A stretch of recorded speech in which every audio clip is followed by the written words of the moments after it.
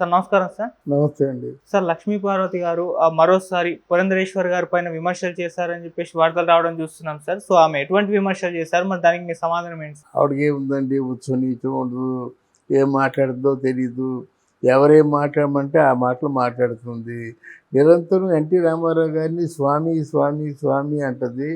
ఆ స్వామికే వెన్న రాస్తుందన్నమాట వాత పెట్టి. అలాగే ఆ స్వామిని బదులు ఆ ఎన్టీ రామారావుకు ట్రస్ట్ పెట్టి పేదలందరినీ జాగ్రత్తగా ఆయన పేరుతో ఆ సేవా కార్యక్రమాలు చేయొచ్చు కదా. ఈయన పంచనం ఎందుకు చేరాలి? వైసీపీ పార్టీ బద్ధ శత్రువైనటువంటి వైసీపీ పార్టీలో ఎందుకు చేరాలి అంటే, నువ్వు చేరావా? తీసుకున్నారు. తీసుకుంటే నీకే పోస్ట్ ఇచ్చారు? నీకు పనికి మాల చెత్త పోస్ట్ ఇచ్చారు. నీ గన్మేన్లు కూడా ఉన్నారో ఉంటారో లేరో తెలియదు. నువ్వు చేసిన పనే ఉంది.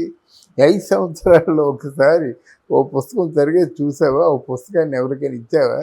భాష మీద ఏమైనా మాట్లాడావా? ఇవన్నీ ఆలోచిస్తుంటే నాకు లక్ష్మీ భారత్ మీద ప్రత్యేకమైన కోపం కాదు. నువ్వు చేసే పనులు అలా ఉన్నాయి. నువ్వు కళ్ళు మూసుకొని ఏదో ఒక బ్రాంచ్లో ఉంటావు. ఇప్పుడు అసలు నువ్వేం చేస్తున్నావు? నీకున్న డబ్బుని ప్రొటెక్షన్ చేసుకోవడం కోసం అధికారంలో ఎవరుంటే వారి పంచన చేరుతావు, వాళ్ళ కాలు పట్టుకుంటావు. అదే కదా. ఈ రోజైనా నేను వీడియో చెప్పాల్సిన అవసరం లేదు. కానీ మహానుభావుడు ఎన్టీ రామారావు గారు, ఆయన సంతానకే అమ్మ చక్క జయకృష్ణ బాగానే ఉన్నాడుగా, హరికృష్ణ బాగానే పేరు తెచ్చుకున్నాడుగా, బాలకృష్ణ బాగానే పేరు తెచ్చుకున్నాడు కదా, లోకమ్మ బాగానే ఉంటుంది కదా. లోకమ్మ మొగుడెవరో నీకు తెలుసో నేను చెప్తే గణేశ్వరరావు వాళ్ళు బాగానే ఉన్నారు కదా వాళ్ళు. అలాగే ఇప్పుడు పురంధేశ్వరి కూడా చాలా బాగుంది కదా. దేశంలో నీలాంటి చెత్త పేరు ఏమో తెచ్చుకోలేదు కదా, దరిద్ర పేరు తెచ్చుకున్నావు. అంతకుముందు పేరే అది గబ్బు కూడుతుంది. ఇప్పుడు ఎన్టీఆర్ భార్యని నువ్వు అంటున్నావు, కానీ ఎంత చెత్త పేరు తెచ్చుకున్నావు నువ్వు ఇంత చెత్త పొజిషన్లో ఉండి వాళ్ళ గురించి మాట్లాడతావు. ఎన్టీ రామారావు సంతానం గురించి మాట్లాడతావు. ఆవిడ దేవతను, రామారావు గారు దేవుడును.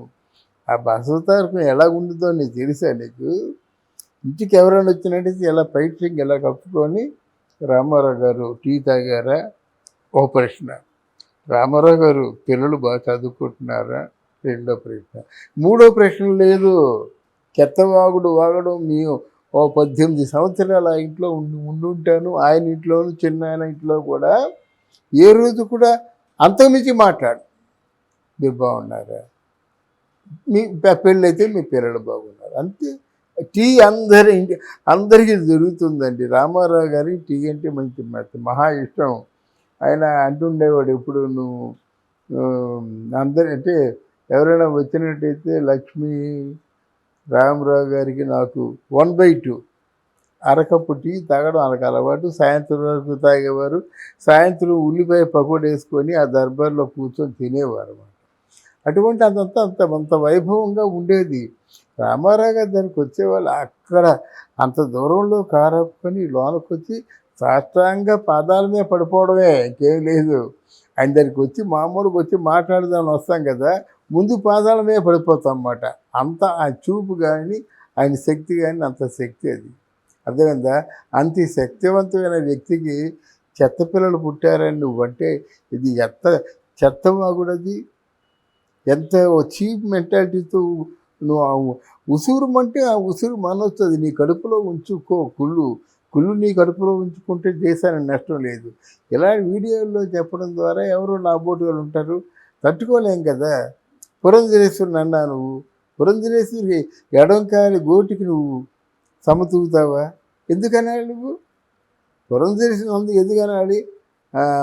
బాలయ్యని ఎందుకు అనాలి? ఎవరిని ఎందుకు అనాలి? నీకు ఒకప్పుడు బాలయ్య దేవుడు అంటావు. అసలు ఏంటి? అసలు నీకు ఈ పొందిగలేనితనం ఏమిటి నీ ఫ్రస్ట్రేషను? అయిపోయింది నీ భావం. 5 సంవత్సరాలు ఉన్నావు. 5 సంవత్సరాలు జగన్మోహన్ రెడ్డి పేరు పెట్టుకొని జగన్మోహన్ రెడ్డి నా కొడుకు అనుకొని ముద్దులు పెడుతూ ఉన్నావు. అయిపోయింది. ఇప్పుడు నువ్వేం చేస్తావు? ఫ్రస్ట్రేషన్తో ఎక్కడ పారిపోతావు? నరసాపురమా? ఇక్కడే హైదరాబాద్లో ఉంటావా? నువ్వు ఉన్నూరు వెళ్తే మాత్రం ఊర్లో రక్షణ ఉండదు. ఎక్కడికి వెళ్ళినా సరే, నరసాపురం వెళ్ళినా, మళ్ళీ తెనాలి వెళ్ళినప్పుడు కూడా నీ రక్షణ ఉండదు. ఇక్కడే ఉండాలి. ఇక్కడ ఇట్లాంటి మాటలు మరి 4 మాటలు మాట్లాడావంటే అసలే ఓడిపోయావు. అసలే అందరూ కూడా కడుపు మండి ఉన్నారన్నమాట నీ వైఎస్ఆర్సీపీ పార్టీకి. అందువల్ల నువ్వు ఆంధ్ర వెళ్తే మాత్రం ఉండడానికి అవకాశం లేదు, నిన్నెవడు గౌరవించడు. అది ఆలోచించుకో. ఒకటి ఎన్టీ రామారావుని ఈరోజు మాట్లాడితే మాట్లాడ కానీ, ఎన్టీ రామారావుని కానీ, ఎన్టీ రామారావు గారి కూతురులు కానీ, ఎన్టీ రామారావు అంటే కుటుంబాన్ని కానీ, మనవుల్ని కానీ మాట్లాడితే నువ్వు మనిషివి దక్కవు. వద్దు, చక్క సైలెంట్గా ఉండు. ఆ మహానుభావుడు తాలూకు ట్యాగ్ తగిలించుకున్నావు, చాలా నీ జీవితానికి ఇంతకంటే మించింది ఆదరణ ఏముంది. మోదీ లాంటి వాళ్ళే ఎన్టీ రామారావు గారిని ఒక రాముడుగా కృష్ణుడిగా చూశాను, ఆయన మహానుభావుడు అని చెప్పి చేతులెత్తి దండం పెట్టాడే. అట్లాంటి వ్యక్తికి నువ్వు భార్యగా ఉన్నావు కదా, అది చాలదు నీకు తృప్తి. Be careful. సార్ అంటే ఇన్నాళ్ళు లక్ష్మీ పార్వతి గారు సైలెంట్గా ఉండే, మీడియా ముందు పెద్దగా రాలేదు కొంతకాలం నుంచి చూస్తే, మళ్ళీ ఇప్పుడు సడన్గా రావడం చూస్తాం, ఎందుకంటారు సార్? పక్కన పెట్టేశారు కదండి, పక్కన పెట్టేశారు. ఈలోగా ఏదైనా మంచి పని చేసేద్దామని. మంచి పని ఏంటంటే ఎన్టీ రామారావు గారిని తిట్టడం మంచి పని. పక్కన పెట్టారు, ఎందుకంటే ఆ ముద్రని తీసుకొచ్చిన తర్వాత వంగ గీతకి రావాల్సిన ఓట్లు కూడా ఎలా పడలేదు. ఇవో లక్ష్మీపార్వతిని తీసుకొస్తే ఎవరైనా అక్కడ 5వ 10వ ఓట్లు వేసినా సరే ఈ అమ్మాయిని చూసి ఓట్లు వేయరు.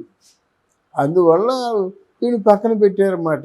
ఈ ఓడిపోతుందని తెలిసినా సరే ఏదో 4 ప్రయత్నాలు చేసుకుందాం, ఆయన్ని అంటే ప్రసన్నం చేసుకునే ప్రయత్నాలు చేద్దామనే ఉద్దేశంతో ఇవన్నీ మాట్లాడుతుంది. కానీ వాడికి ఏమిటండి, ఏమైనా గౌరవం ఉందా? వాడికైనా ఒక విలువలు, ఎథిక్స్ ఉన్నాయా, విలువలు ఉన్నాయా, నైతికత తెలుసా? ఏం తెలిసి కనుక మాట్లాడుద్ది, ఏం తెలిసి కనుక మాట్లాడుతుంది. ఎన్నిసార్లు నేను తిట్టాను, నేను చాలాసార్లు తిట్టాను, అంటే మనస్ఫూర్తిగా తిట్టాను, మంచి కోసం తిట్టాను. ఏమో ఆలోచించుకుంటుందేమో, ఆత్మ పరిశీలన చేసుకుంటుందో ఏమోనని తిట్టాను. కానీ ఆ మూడిదనం మాందు గనక అంతే, మనం ఏం చేస్తాం, అంతే.